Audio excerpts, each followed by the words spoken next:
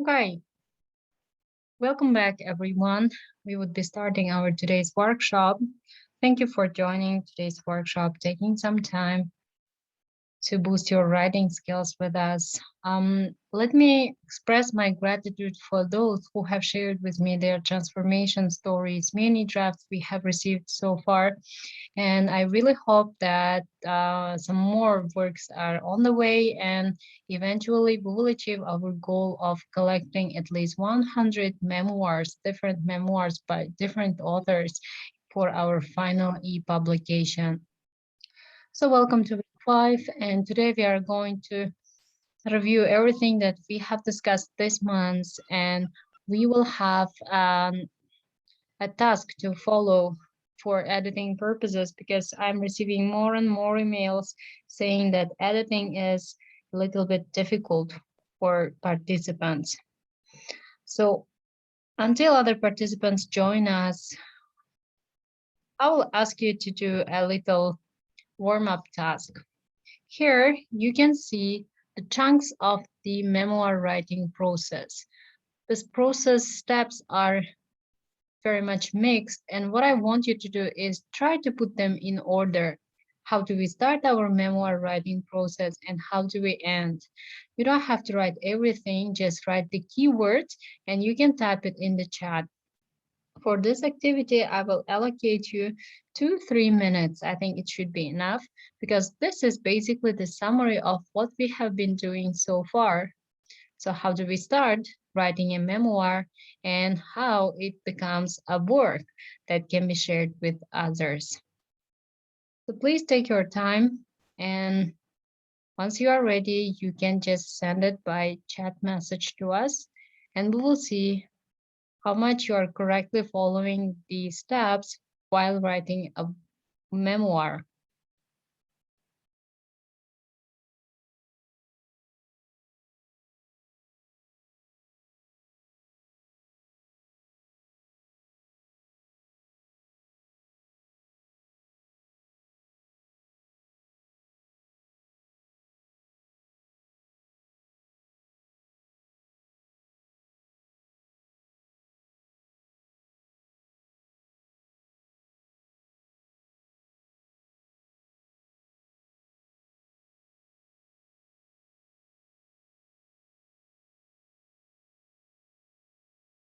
Okay, as we have very few participants today, we may even discuss it like aloud. If you're not feeling like typing, I understand that's the ending part of the day. Probably you have had a very rough day, lots of work to do. So if Dilrabo or Kate, if you would like to just put them in order, you're welcome to do so. Hi, Ms. Nargiza. I can try. Okay. I think first we would choose the event or the memory we want to write about. Okay. And just thinking about reflecting, we would question it, like how well we remember what was the event, etc. Okay, And good. we can do some research, like about the place, the atmosphere, etc. And Yes. then develop an appropriate tone or voice. We can do that while drafting the story. And then find the theme would be the next step. Okay. And then we would state the kind of conclusion part, the message directly or indirectly, and then would come the editing part. I think, yeah, I included all steps. Well, thank you so much. Kate wants to add something, right? Oh, Yeah, are you hello, can you on hear the me? train traveling back? No, I am back. You're back. Okay, good. Yes, It seemed yes, as if you were I am traveling. all over the Okay, place. so welcome back, first of all. Thank you. I think first thing you need to find the theme. Okay, Then you need to choose the event or series of events you would like to write about. all right. Then you question your memory. So Mm-hmm.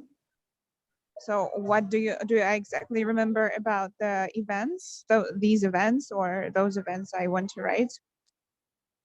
Then we need to do some research, maybe about the places or the times or things that have been done those days. Okay, nice one.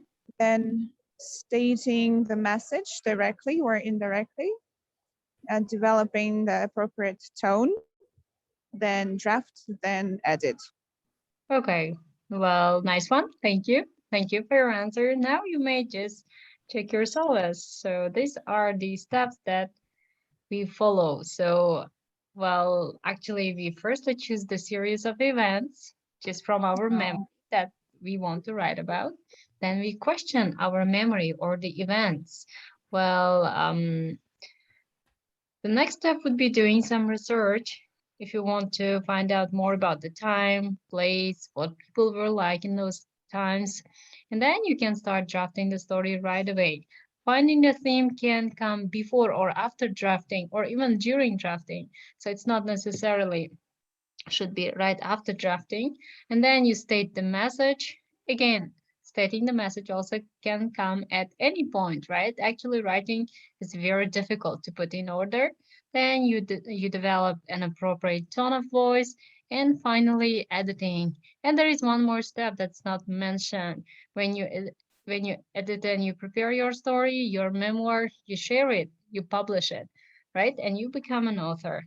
Well, thank you. Thank you. You are pretty much good at it. So you are doing something right here, probably. Well, thanks. Okay. Today we will be mostly talking about how to generate content for your memoir, how to use memoir genre to organize a story, and how to develop an engaging voice to tell your story. Also, we'll discuss how to design and add visuals to enhance the narrative. Some of you have received comments or feedback from us telling that you have to add more details so that the reader should be able to imagine visually what you are writing about. So today we will mostly concentrate around visualizing your memoir. Let's get started. So, memoirs.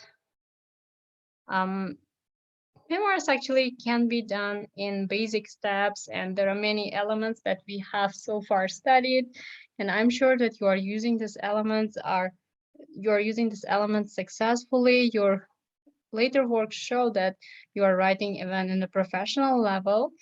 Well, here this diagram shows a basic organization of a memoir, but that's not the rule.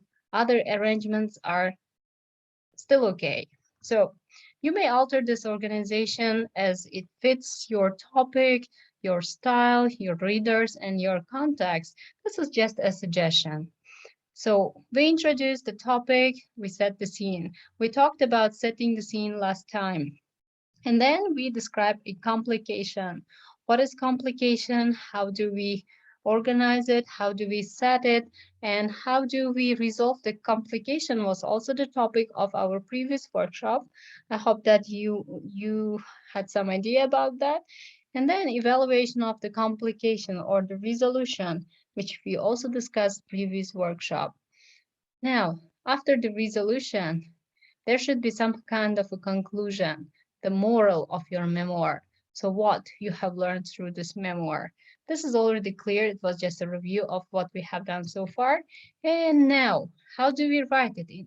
How do we write the memoir so that it would help the readers to visualize what you are writing about? First of all, you have to give more details. So you have to give as many details as possible so that the reader can clearly imagine everything in an image format in their minds. So first of all, try to come up with an engaging title. Some of you have sent me memoirs with titles, but most of the memoirs that you sent me are plain texts. They don't have titles.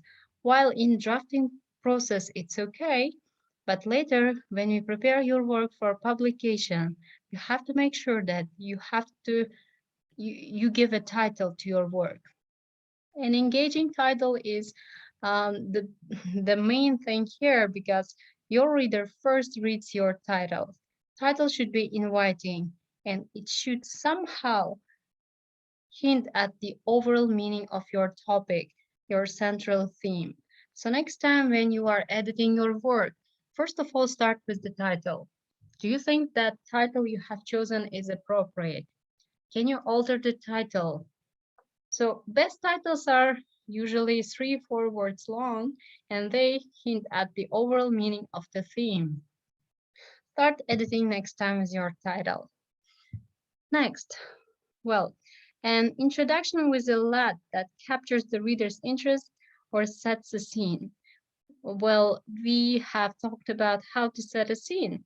You have to start from the scene or the setting in order to give the overall view of what you are writing about. What is your setting? What time is it? And what event you are talking about. And when you have this scene set, you can start with the complication right away.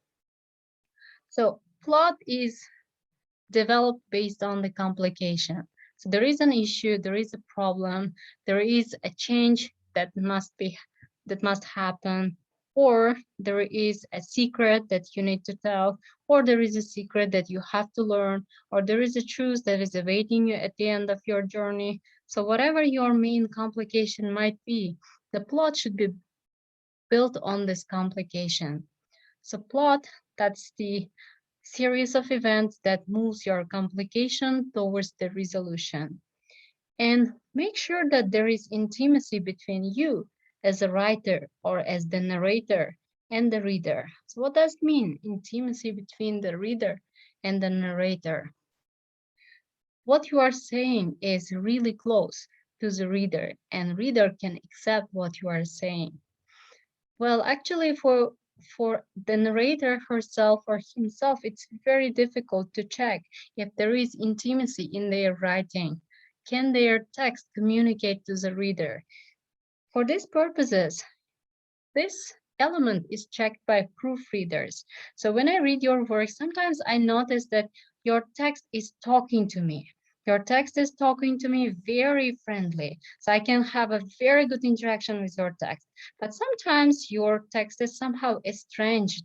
It's like it's not opening up to me. I'm not really feeling close to this text. So intimacy between the text and the reader is really important in order to make the reader feel you in your shoes. This element can be checked by, let's say, a friend of yours who can read and give you feedback, or in our case, our peer reviews are a good place to do it. So you have to make sure that in editing process you check it, because it's really important. And what we are stressing again and again today is rich and vivid details that give the story greater imagery, texture, and impact. Actually, memoirs are very short and they are based on events and descriptions, and we don't have much plot going on in a memoir. So what makes your memoir rich and very impactful is details. Give more details. So when you are talking about the girl, the reader should be able to see this girl in the mind's eye. So what color is the hair? How do her eyes look? And etc. You have to include as many details as possible. And of course, central theme is important, and we have talked about it explicitly. I will not go around it one more time. So you have to make sure that everything else is connected to the central topic. And one new thing to add is there should be a moment of understanding or revolution. It can come as a resolution that presents a moment of growth, transformation, or clarity in memoir writing. Well, in order to give this sense of revelation, you have to make sure that you end your memoir in a very creative way, because the ending is what usually reader captures in their memories for a longer period. You have to make sure that you put a very strong end. And this can also be checked by your peers, by your friends, or after you just take some break from your writing, you can come back to your text and check if your ending matches your initial message, because ending is important. Now, today we are going to analyze Helen Sanderson's Diving In memoir based on the elements that we have talked. I sent this memoir to you. I really hope that you had some time to read this memoir through. So we are going to just analyze this. And as you can see, memoir is not that long. It's basically one page and around roughly 500 words. And this memoir has clear parts that we have talked about. First of all, there is an engaging title that forecasts or hints at the subject of swimming and also hints at the memoir's theme, diving in. We all know that diving in means to jump into the water and to become immersed in the water. But actually here, diving in carries twofold meaning. It is about swimming, yes, and it's about your inner feelings. So this is a very effective title. First of all, it's very short. Second of all, it's clear cut. And third of all, it clearly hints at the main topic. So that's why this topic, this title of this memoir can be counted as successful. And author's name comes next. I asked you to create blogs on wix.com. We will be checking on that next week. So once your blog is ready, when you post your memoirs on your blog, I really want you to follow this format. So you give the title of your memoir in the center, and then your name as an author follows it. If you don't want to mention your name, it's still okay. Then you just start your memoir right away. Now, when you start here in the middle of the first paragraph, you see that there is an introduction. Introduction starts fast because memoirs are short. You have to give the hints in the beginning. It starts fast with a lead that sets the scene, and it ends in a surprising way. So here is the scene in the sentences, as you can see. Well, now, at the end of this first paragraph, you can really see that it has some surprise to offer. I look up to find that I have shaved the second of my time, and I have achieved last place in my heat, as usual. So that's a moment of frustration that comes as a surprise, and that right from here, the complication starts to build itself. Complication is beginning right here in this next following paragraph. I have never been an athlete. That's a complication. It's strongly and precisely given in one sentence. I have never been an athlete. So it's a kind of, let's say, that's the main point of the resolution here. This is where resolution starts. Complication is introduced and the struggle is introduced. The narrator is struggling with never being an athlete. And then the other sentences build on this complication. And next thing that follows is background. So this is the scene. That's the scene that happens around this complication. It's not as though I have never failed before. A Latin test, a piano audition, or even as a friend. But I had personal experience behind me to reassure myself that I would get better. I started swimming with a cold stone slate, and only a few months of summer training was a private instructor. So here you can see that background is moving. Some more details are added to stress out this complication. And in the next paragraph, more and more details are added. The story texture becomes very thick and plot intensifies. Practices were much worse. Though no one was cut, I knew I was the slowest. So this is actually the moment of the ultimate complication. This is the climax point of the complication. No turning point, right? And from here, Narrator's personal tone is maintained throughout. Here, all of the feelings, emotions that narrator felt due to this complication is given in very short but very strong sentences. We can see that there are lots of adjectives: rigorous, slowest, tremendous, and etc. So why did this writer use lots of adjectives here, especially in this point? Because here, scene is described. That's why descriptive language requires lots of adjectives. And here, when giving details, adjectives are your best helpers. So here, complication is at the highest, and from here on, resolution starts. Conclusion resolves the conflict as the narrator describes a newly gained clarity. So what is this moment of clarity? Take your mark. My muscles and mind lock into place, attentive and poised. I hear the starter sound and take a leap, already stretching toward the end of the pool. So it goes on, and all these sentences are becoming very suspenseful. And at the end, you read this one sentence that solves or resolves all the complication. I have won. So this is a personal story of, let's say, winning for a person who has accepted failure as a way of life. That's why this memoir is a clear example of how memoir should be. So first of all, it's short, around 500 word counts. It has short and catchy title. It has clear scenes. It has complication, background, description, emotions, vivid and rich details, and conclusion resolves itself at the end. So it's a very good example of how ordered memoir should look like.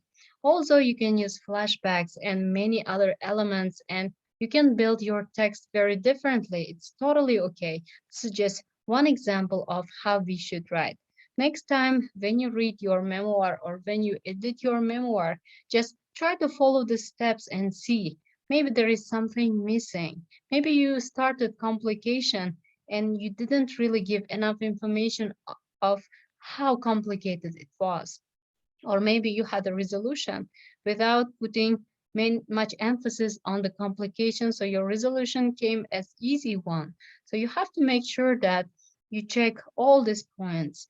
And if you have enough, let's say, space for each of these steps, then you have built a very successful memoir.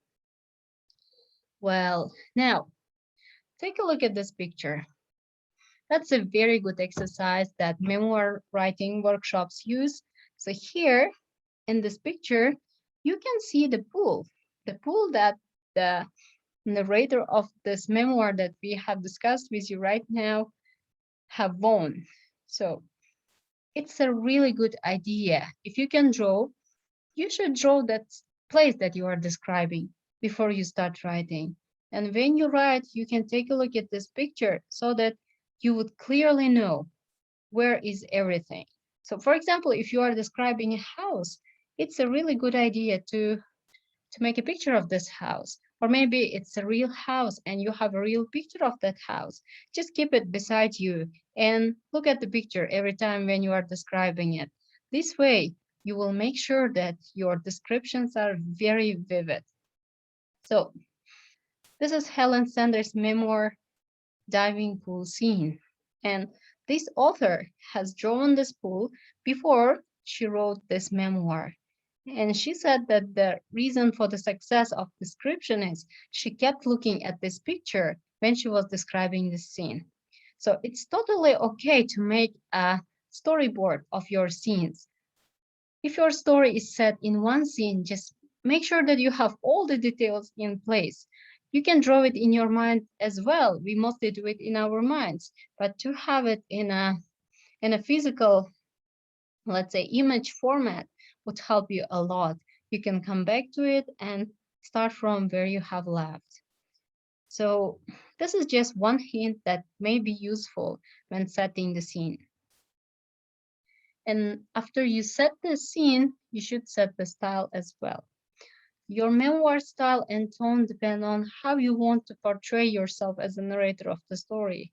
We have talked about positive tone and negative tone, encouraging and discouraging tones. Whatever tones you use, you have to make sure that it fits in. So there are some recommendations when you set the style. First of all, think of a keyword that describes the tone you want to set in your memoir and try to keep it beside you when you are writing. So if you are writing a comic story, comic memoir, your tone should be humorous, and you should just keep this word humorous close to your laptop. And every time you get lost in the tone, you should look at it. Oh, I was actually being humorous. So let's get back. I'm becoming sad here. Or maybe you're writing a sad story, and then you just it's very easy to get lost. So you look at it and you say, oh, sorry, I was sad here. Here it doesn't really fit in. So it's a really good thing that helps you to decide on how you were using the tone of your story. Well, next thing is you should make a mind map, keywords, phrases, words that fit in with your central topic or with your tone. That's also an exercise in order to help you to come up with a correct tone. And the next thing is you can use your word processors, these areas to help you to generate more words. So if you are feeling in short of enough words and synonyms when writing in the second or even in a foreign language, which English is for most of us, you can use thesaurus, dictionaries, and other tools in order to make your writing richer. It's totally okay to do some linguistic research because later it will affect the overall meaning of your work. And of course, it will set the style. So words set the style. You have to make sure that you know each and every word very closely, whether it has negative collocations, what kind of colligations this word has. So some linguistic knowledge will add up to the benefit of your style. Well, here you can see the example of creating a tone with a concept map. So we have here two tones going on in this memoir that we have discussed. First of all, there is an innocent tone, right? Not knowing, totally innocent. And then there is the reality of the world. So you can just make this kind of a mind map in order to not to get lost in your tone. The concept map is a good tool for helping you to set a tone in your memoir. Simply choose the words or phrases that best describe the tone that you are looking for. And you can create a concept map if you want. And then the ideas in the concept map help you um, help you to organize your tone throughout your memoir. This is also a useful exercise in order to practice the correct tone. Well, and now I really hope that you got some idea of how to organize and how to set everything in order for parts to fit in your memoir. Here we have a short memoir on the screen. I hope that it's visible. Well, can we discuss it a bit? I really want to listen to your insights. Where is the introduction, where the complication starts, where, let's say, complication builds up, where resolution happens, and where is the ending.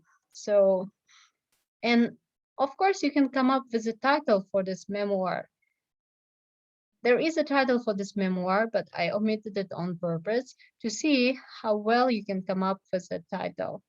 Well, for this, first of all, I will give you some time to look at this. Just skim the text. And the first thing to do is try to come up with a title. What title can be best for this memoir? You may speak up or you may just send your ideas to the chat as you prefer.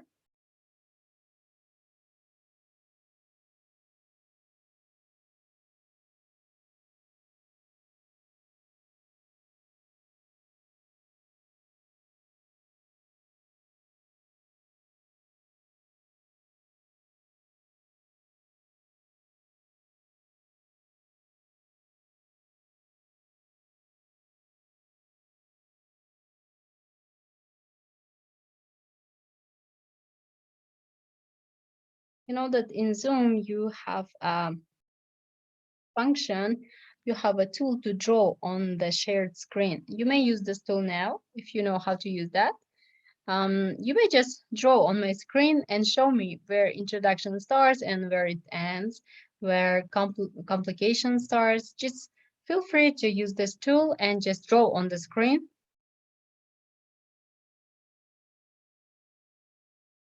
This is here, annotate button. At the top, you have annotate button. So you choose drawing, you choose the color, and here you start writing. For example, okay, so here starts the introduction, right? Here is the beginning of the introduction, just like this, just you are welcome to draw. But while drawing, you may explain if you want.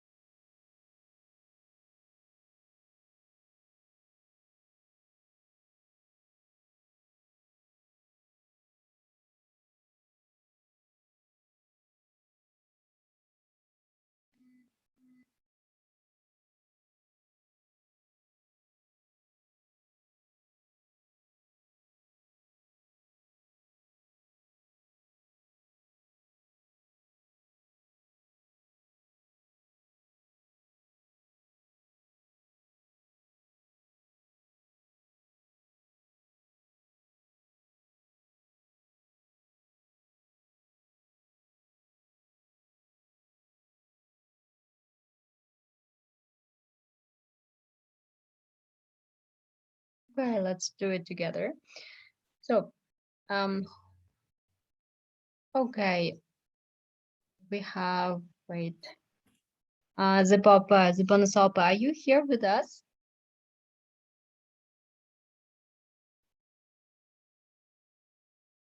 Yes, I'm here. Yeah, Hello, really hi. happy to hear from you. Thank Well, you.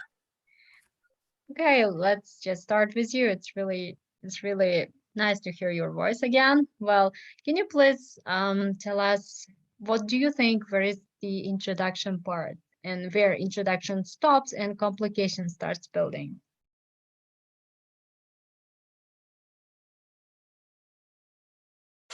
I think the first paragraph, starting with I lived in Master Hughes Just family. one point. I have taken away paragraphs on purpose as well, so that you will not be it will not be too easy to identify them. So that's why it's just one text without paragraphs. Well, continue, please. So here in the first paragraph, I see introduction of the theme where the author is describing her life living in Master Hughes family. I think the first part could be the introduction. Yeah, sure. Nice one. And can you please mark on the screen where introduction clearly ends? You may draw on my screen by clicking on the annotate button at the top. You may draw and show us where it ends according to you. Okay, I will try. I'm moving and playing around. So it may finish in the I met in the street. So the last paragraph, I think. Street. Okay, it starts with the word street, right? Okay, well, Yeah. thank you so much. Everyone agrees with her? Yes, please share if I am wrong. Well, there is no right and wrong. Thank you for sharing your insights. Do you guys agree that it's still the word street here? The introduction continues. I think it kind of, and in my opinion, ends a little earlier, like Okay. by any of by anyone else. Like there are 3 dots. Thank you. Nice one. It's exactly where introduction ends in this memoir according to the structured, let's say, handout. So anyone else, this is the point where we end. Yes, Deliverable, thank you for drawing it. Okay, I So figured it it's out. very L, yeah, it's very ends, and then complication can start building itself. Good. And Deliverable, can you please tell us where sen is set and descriptions start? So first there is a scene and then starts descriptions and details. So where is this border of scene and the descriptions?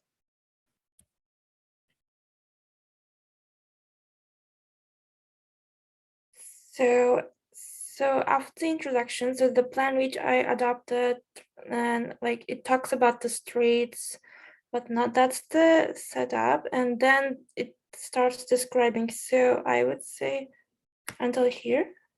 Okay, you can show it. All right. Yeah. And then when I was sent on errands, she's starting to describe how she would like find a moment to read and learn from others. Okay, very good, very good. Well done, very good analysis. So from here on, description starts and the author describes the details, right? Vivid descriptions of people and places follow. Good, and I think Kate can draw on our screen, showing where the conflict is resolved. So where the central question was answered or the conflict was resolved.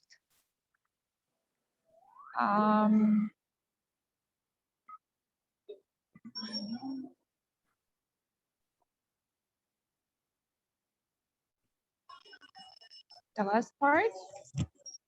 Okay, is that still in the With last the part? last- Okay, you may just draw and show us. I have to find it. Okay, you are having troubles to find that button. It's at the top, annotate button. No, I got it. So on my Okay. phone. So I need to find when it's resolved, right? Okay.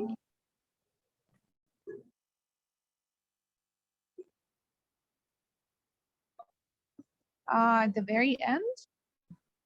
Very end. Okay, guys, do you agree with Kate? For some reason, I cannot read the last sentence. Like this part is like kind of All right. blocking it. Okay, and in this case, I will just send this text to you. And after an hour, I will send the clear-cut analysis of where everything ends. That's just one example for you. This is what you should do with your own memoir when editing it, in order to make sure that all the parts are intact, that all the parts are there, that you are not missing anything, right? So this is just one editing tip that we have reviewed today.